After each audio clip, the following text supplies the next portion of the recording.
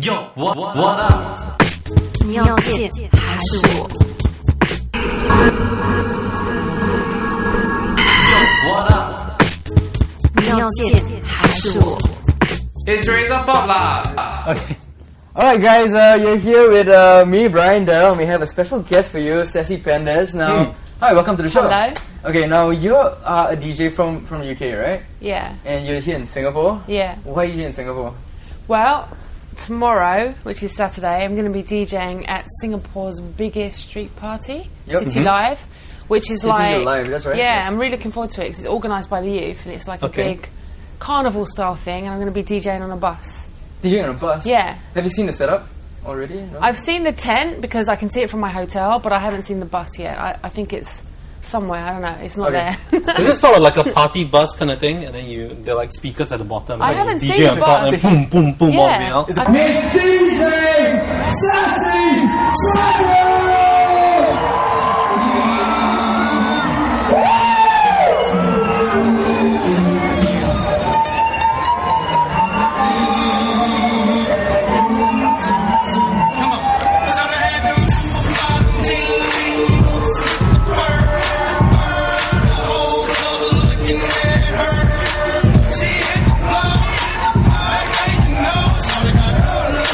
Boom, boom, boom, all the way Yeah. out. It's a I think- pinked out bus. Yeah, it's got spinning rims and everything. Yeah. Nice. Yeah.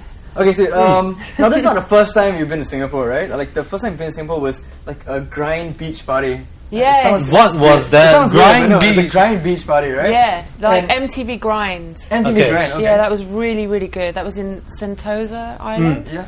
And that was like, it was so many people there. There's so many people. There was like people from Singapore, people from Australia. Yeah, it was really, really good. I had a good time. Yeah, I checked out your MySpace. Was it your MySpace, your homepage, your webpage? And you said that it was one of the best events you've ever played. Yeah. One of. Yeah, I mean, it's hard it to is, say yeah. which it was. But why was it so special? Because it's the first time I DJed on a beach for a start, and I really like the idea of being outside.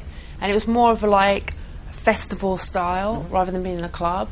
And the crowd was really nice, and it was hot, and it was sunny. It was just nice, you know. Is it someone like Ibiza? No, it was in the evening, Ibiza but would I be had like the that, day right? there as well. Yeah. Yeah, but Ibiza's really cool as well. But the clubs in Ibiza, they're mainly indoors rather than on the beach. Okay. You have the pre-parties and stuff, but it was different. No, it was like different. Yeah, a bigger scale. I loved it. It was really good fun. Yeah. Okay, tell us a bit about your career. How did you start? Like, how long have you been DJing?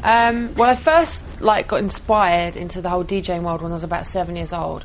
Okay. But obviously, and I you're never- like 18 now, so that's like yeah. 21. You Yeah. started young. You started young. again. I'm 17. Yeah. Okay, No, yes. so we got really inspired by that, and but I never really thought of it as a career. I always wanted to be a boxer, obsessed. I was a real tomboy as a kid, but I was really into my music and hip hop, break dancing, the whole street culture thing.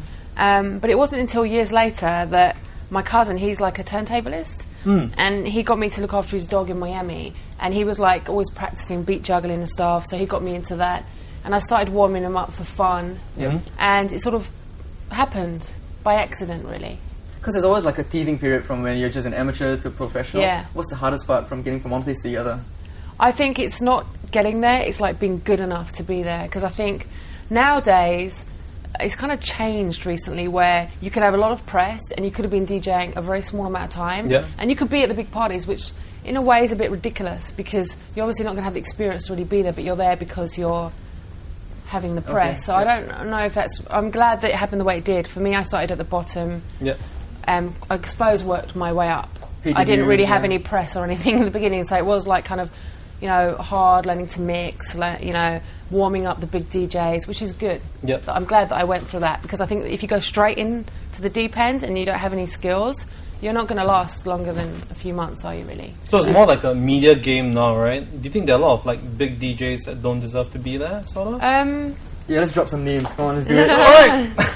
No, I think like some of the big DJs that have been in the game longer than me, a lot longer. Like if we look at the top DJs, like from Grandmaster Flash and like some of these big house DJs as well, and they've been in the game for so long, they deserve what they're getting. Yeah. They've been there from the start. But if you get, I think that it's kind of a phase at the moment to have like these like model or these glamour DJ things. Yeah. And I think some of them are a bit ridiculous, but I'm not hating. I think that if they learn their skill, but I think there's so many times where I'll bump into these DJs that have been DJing a matter of months or a year, and they're there because they've been in a magazine, and I find that a bit strange, because if I go to a club personally, I want to go to the music, not to look at someone if it's a good-looking guy or girl. I would rather go to hear the music, right? Yep. Was it hard coming from an industry which is pretty much male-dominated? Do people say, oh, you want to be a DJ, but you're a girl, you can't DJ, in the beginning. I mean, now it's kind of accepted a little bit more, but in the beginning, especially playing hip-hop, it was unheard of, and I used to go into the clubs like with my hair tied up, with a baseball cap, hood up, tracksuit. I used to like Eminem, and everyone would be like, "Oh, what's up? Oh, you're a girl." I was like, "Yeah." So I used to hide. Yeah, I used to hide my femininity, I think, then, and just more try and fit in with the guys. Whereas now, I don't care. I wear what I like. You know what I mean? You flaunt your femininity, right? So to speak. Yeah. Yeah, I think I do now. Okay. Before you came to Singapore, the first time before you came to play for the MTV Grind Party, what did you hear about Singapore? Out of China. We like to ask like anyone who comes to Singapore, foreigners, like what have you heard about Singapore? Okay, honestly, I heard that you're not allowed to chew chewing gum. Yep, that is correct. That is true. You're allowed to chew chewing gum, but you can't buy any chewing gum in Singapore. Okay, well I don't chew chewing gum anyway, so I didn't have a problem with that. I heard you're not allowed to chew chewing gum. I heard that they have similar laws here to England. That's what somebody said. Somewhat similar, you hear a lot of things. I heard that you're not allowed to spray people's cars with paint, because if you do, they whip you. Yeah, no graffiti is allowed. Pretty much. Yeah. But we only do that to Americans, not to.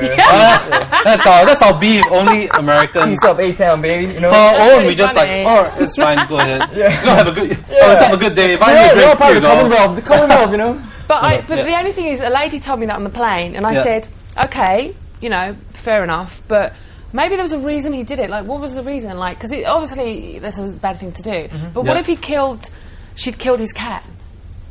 Yeah. Maybe. Yeah. I don't know. Like, what was the reason? For vandalism? No. But why did he do her car? Did she kill his cat? Oh, so there's a two sides. There's always two sides, right? Or was he just drunk? I think it wasn't just a car. I just think it was just a crazy American he was kid, just drunk. Yeah. Maybe. Yeah, maybe. Yeah, But then just whip him. Yeah. Well, By all means. He got it good. Yeah. Well, okay. Before you go for a gig, right?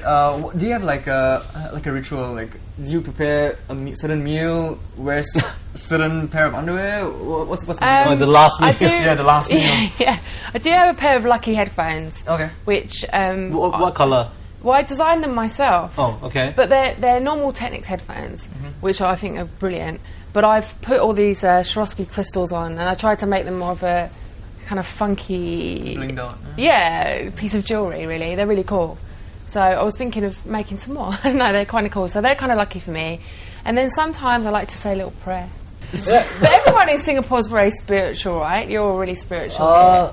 See, the funny thing is that I think there's like a paradigm shift where people like our generation is becoming less and less religious and spiritual. Really? Yeah, like my parents and my grandparents, they were totally religious. Yeah. Yeah, I don't know about you. I think it's important like a free to thinker. really, Yeah. but I think it's important to have some spiritualism in Yeah, your for life, sure. right? Some direction. Yeah. What do you think of this dog cloning? I saw this on the news today. Dog cloning. Yeah. So we moved on from sheep to dogs. Okay, dog cloning, why? Very Is it wrong? random. Yeah. No, I saw it No, today. it's cool. Yeah. But do you think let's wrong? talk about dog cloning. Well, I saw it today. I was up very early. It's very unusual that I'm Yeah. up that early. And I saw today on the news that they were cloning dogs. But so I was going to suggest offering myself up for cloning. Yeah. And Another they, DJ? yeah. What do you think? Yeah, that's awesome, man. Like, it would have you can worked go and better. tour together. you Yeah. know, just like, Be like Masters of Work. Yeah, Can have exactly. two of me. Yeah. But it would that'd be be awesome. But I don't know different if they ages though, right? Because one would be like really young. But if you're that's true. spiritual, but it could be like mini-me. That's true. You get like a little short little thing. Yeah, it could come along. Yeah. Like little me, sit on my shoulder. It could work. I don't know if they want to do it. I'm here. Like Okay. I'm here for a week. Sweet. Okay, we maybe get a swab of your saliva. Yeah, before- DNA, CSI, I'm very actually CSI serious. like. Yeah, Like, yeah. I would really do it. I'm serious, man. I'm Yeah. serious. Yeah.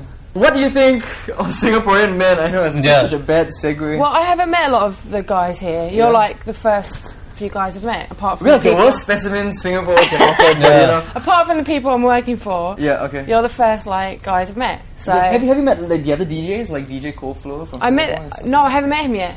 Yeah, He's a cool guy. I used to go to clubs when I was really young, like 18 years old. He used to play at this club called Liquid Room. I heard he's really hot. Yeah, he sounds like he's a with good a name DJ, like yeah. that, you know he's hot, right? Yeah, it's good. He's a good DJ, Yeah. man. He's a good DJ. Yeah, But the DJ I played with yesterday, he's a really nice guy. He's like one of the nicest guys.